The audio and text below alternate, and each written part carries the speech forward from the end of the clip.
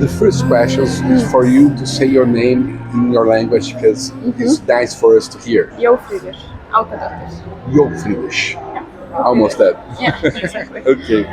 Searching on you, I discovered that you, with 14 years old, you started with music. So I want to ask you, how was this learning process? You started to study music as a kid. How was for you this trajectory before starting singing? I was in music school from when I was 7 or 8 years old, and I played the clarinet. But then I was writing my own songs, and I really wanted to have a guitar, so I asked my parents for an electric guitar, and I got it when I was 11. So I started writing songs. I didn't really take guitar lessons. I just taught myself like the grips, and then I had a little book and I wrote lyrics and chords and stuff. And then when I was 14, I started a band with my friends in school, so we were just kind of having fun playing our songs and stuff. And then that band just kind of grew a little bit step by step, and we were playing a few shows and learning together, exactly. So and then just one thing led to another, and it just never stopped. I think that's the secret, to just never stop. I was listening to your single, The Orchard, because it's now out. Can you share us the creative process behind the song and what inspired you to make it? Sometimes writing songs is like painting a picture. Sometimes you just want to make something beautiful and you just want to paint, like some people painting landscape. And sometimes you feel complicated feelings. It's a really nice way to change the perspective and to sort of sit down and try to focus. I mean, it's like meditation as well. If you find the inspiration in different pieces and puzzle it together and make it all fit so it all kind of aligns together, and it can be like a meditation process, kind of by listening and keeping your mind open so that you don't close off your ideas to take risks and stuff. So I don't know, it's a bit of everything, but at the end of the day, to me, it's just a form of expression. It's a form of expressing your emotions or your truth or your passion or just the joy of making something beautiful. Sometimes it's just about beauty. On the past 12 years, you released 12 records, including works with Pascal Pignon, Samaris, collaborations with famous artists like Damien Rice, as well as your solo projects. How these experiences have shaped your approach to music? I think I'm very lucky to have started young, because I started during a time when I was not under any pressure to earn a living from music. So I started first and foremost having fun, spending time with my friends, and being creative for the sake of being creative. And it kind of, because I continued on, I was able to slowly make a living from it, which I think is really hard to do if you start when you're an adult. Maybe you have expenses, or you have family, or you have all these commitments. So it can be really risky to take that step, and I really respect when people start doing it on their own. But for me, I think that was I take so much from this experience, because I learned so much, and I think I made like every single mistake you can possibly make, like when you are doing a record deal or working with people and learning how to communicate. So I'm really grateful that I did it from an early age and with so many different people. Tell us your association with Brazil, the movie from Terry Gilliam that you mentioned before the interview for us. So my first solo album is called Brazil.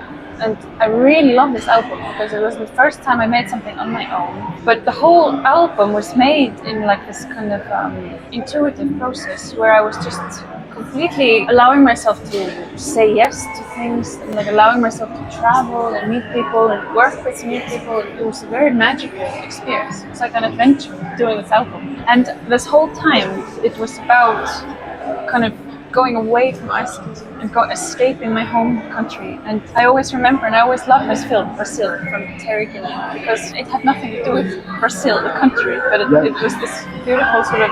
It's like a dream. It was like a dream, exactly. And for making the album, I was working a lot with this like empty space. There's like what isn't here? What do you have and what are you focusing on that you don't have? And I've never been to Brazil. To me, it was like as far away from Iceland as possible. It's warm and it's like a tropical and far away. I didn't have any connections to Brazil or anything. So it just seemed perfect. Like the album is called Brazil. So in a way it has no reference to Brazil other than the conceptual kind of empty space. So I have to make a samba album someday. I know, exactly.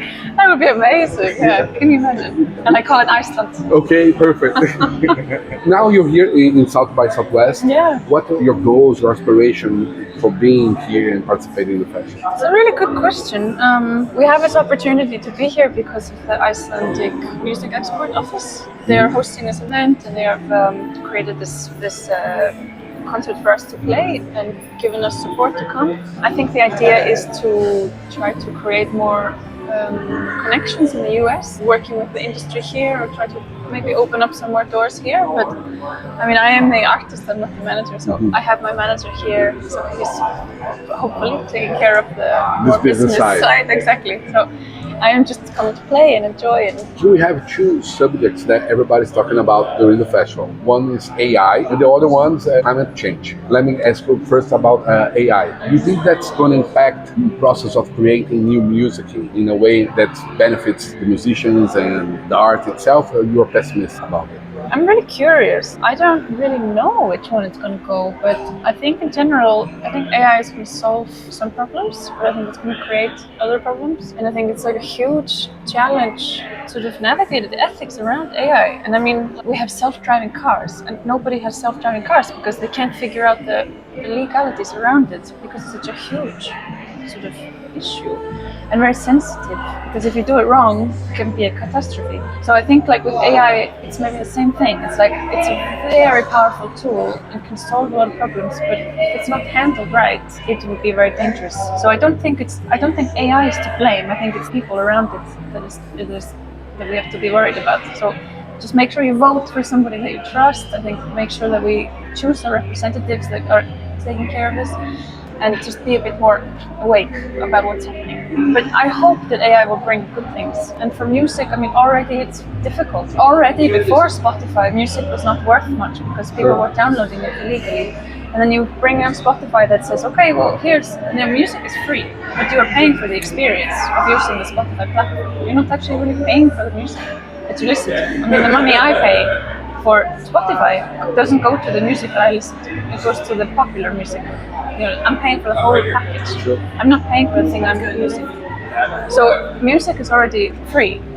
So it's an interesting time to be making music, and it's interesting to think about the worth. I think there's a lot of questions that are unanswered, and it's already a challenge, and it's really interesting to see where it goes in the future.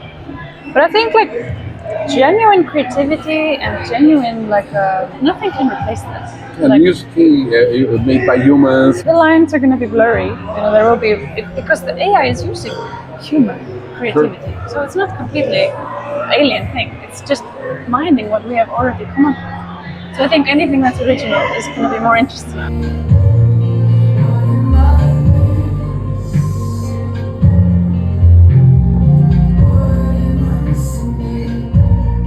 And how do you approach the issue of climate change? Do you think that we can see that mentioned on your music somehow? I think I am very scared, very sad about it all.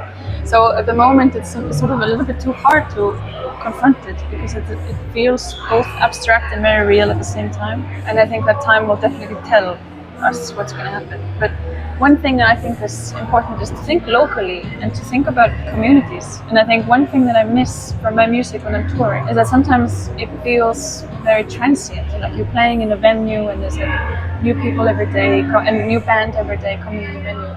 And other times you play in a venue where you can feel that it's the same people that come to the venue. And there's a community around the venue and a community around the place that you're in. And I think in the future I would really like to shows that are more community centered. So not just like me bringing my own community, but me trying to support a community that already exists. Because I think one of the biggest solutions to climate change is going to be nourishing our communities and sort of being a part of a community that will support each other.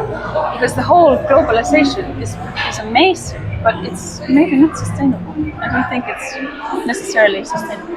What about being a woman? Because in Brazil that's so hard in the music area and all around. So I would like to know, is that any difficult or it's easier? Girl talking. Yeah. You know?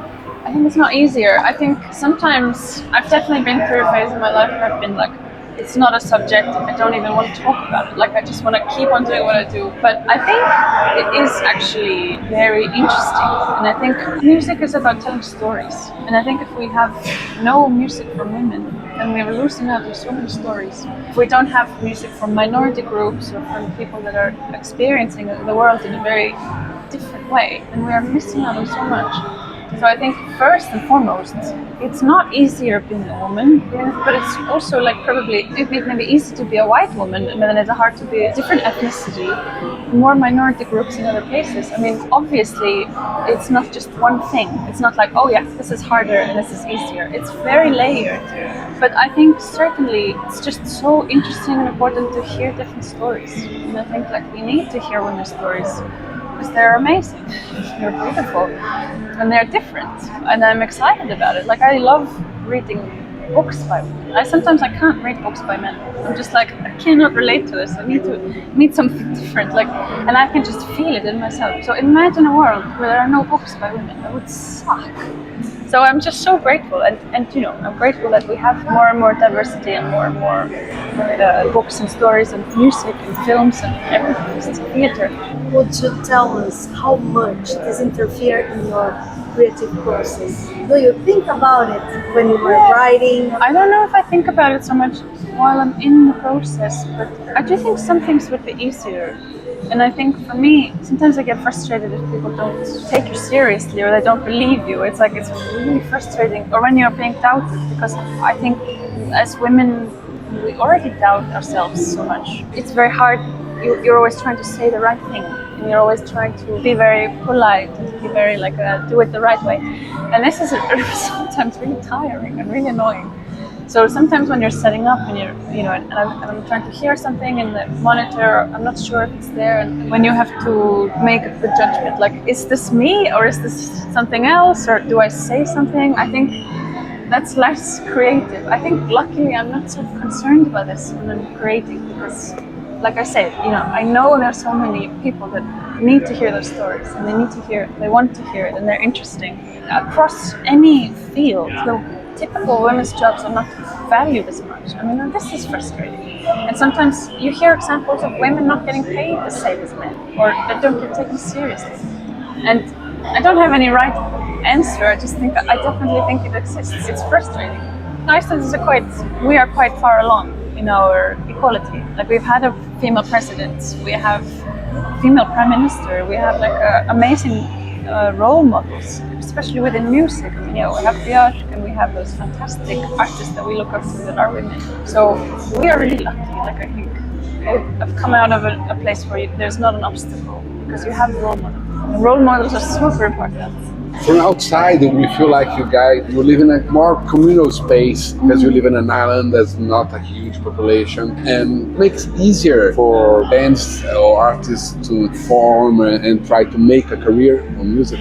I guess it feels like a very nurturing community. It feels like people, they look at the island and they look at the people that live there and make work. And we look at it often and we kind of care about it. I think that's very powerful to kind of draw the line and be like, maybe this is a small place, but everything within here, we are together, and that's very beautiful. And I do think it's fairly welcoming for, I don't want to make huge statements because I'm very much within it, but I think in terms of foreign people coming to Iceland and making art, I think it's fairly welcoming to us. Thank you so much for the interview. You were very nice. Very nice interview, and I listen to the music. I love the music, and I hope to get your concert today. And hope to see you sometime playing in Brazil. One day I will come to Brazil. Yeah, sure. I would love to.